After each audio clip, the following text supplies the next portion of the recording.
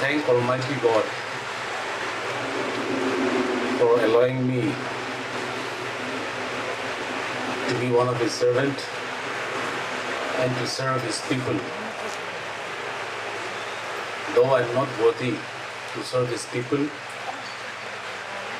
I was given opportunity by Almighty God, our Savior, to serve the Naga people for the past 9 years, and this is my 10th year. And for a very long time I wanted to visit this village. I know the history of this village. You started the village.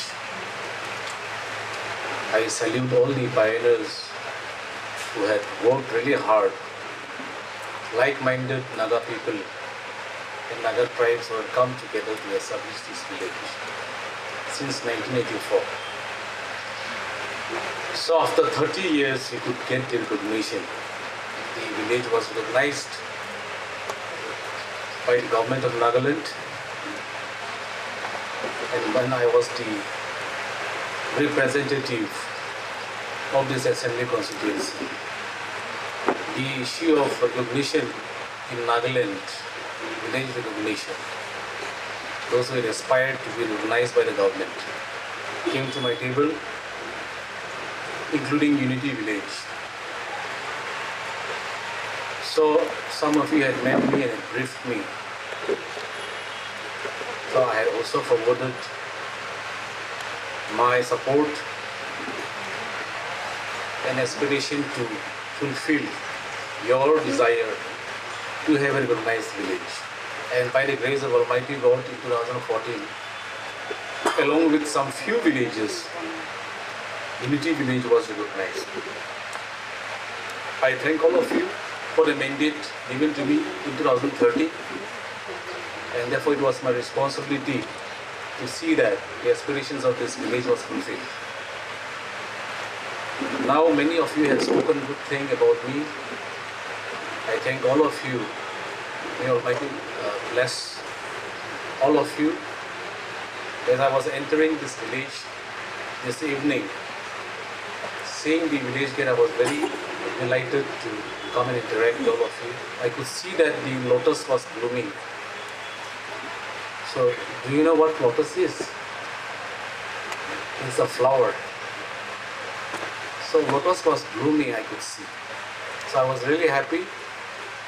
We are all dependent on the government of India for all developmental activities in the state, especially northeastern states which don't have revenue of their own to take up developmental activities. So the case of the state of Nagaland is very unique, where no industry, no trade and commerce, we got statehood, and we had received expenditures to run the state government from the government of India. We thank the government of India has committed, they have taken care of the Naga people, but we still need to progress ahead on all fronts. Our economy is salaried economy. We are catching up with the rest of the northeastern states. Forget about the northern Indian, western Indian and southern Indian states. Let us have ambition, we have to grow, but at the same time we all have to come together. Give us full support and cooperation to the state government so that we can realize the fruits of development. So that is one request I have to all the villages. This village is a very intellectual, very well-informed village. You know about the activities of the government of India. States like Nagaland, many states in the northeast, including the state of Nagaland, we are 100% dependent on the funding from the government of India. You all are aware the policies of the Prime Minister Modi's government. From free housing, from free cooking gases, from educational reservations, from road infrastructures, town planning, women empowerment, perks for the senior citizens, retired people, programs and policies for the young aspiring youth workforce in the country. Today, if you see, the greatest strength of our nation is our youth, who comprises of more than 70% of our population, including the state of Nagaland.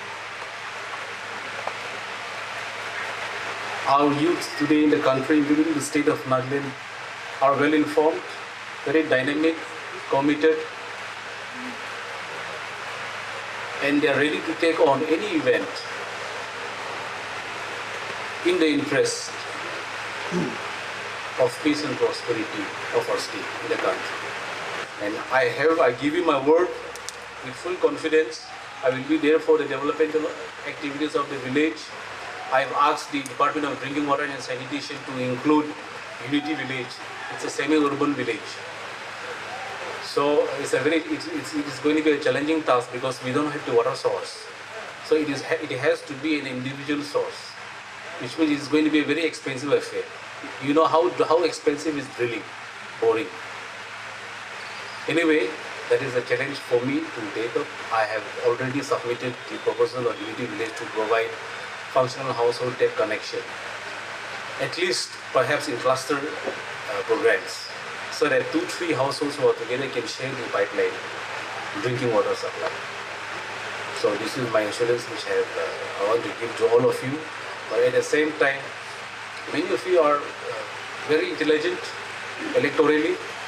So, but let us all commit to one another and see that we vote for the right person, think for the right party which is bringing development in the country and in the state. We vote for those parties. But as a candidate, if Almighty God allows me, and if there is going to be, if at all there is elections to be conducted and to be declared, then I will file for nomination again. This is not an election campaign, but I am not sure whether we are going to meet again in this manner or not.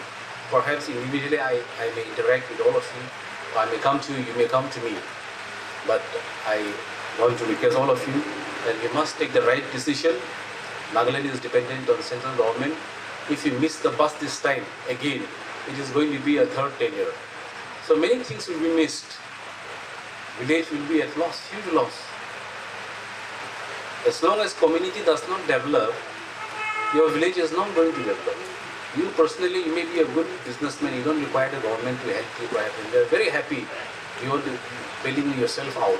But many people who are downtrodden, economically very weak, hand to mouth, who are surviving, daily wage workers. For all of you, Government of India is really concerned. And our party, the Bharatiya Janata Party, it is one of our common minimum program, it's a basic agenda. And I, as a minister from the Bharatiya Janata Party, I assure you that all the central grants and central schemes which are supposed to reach the households will reach you.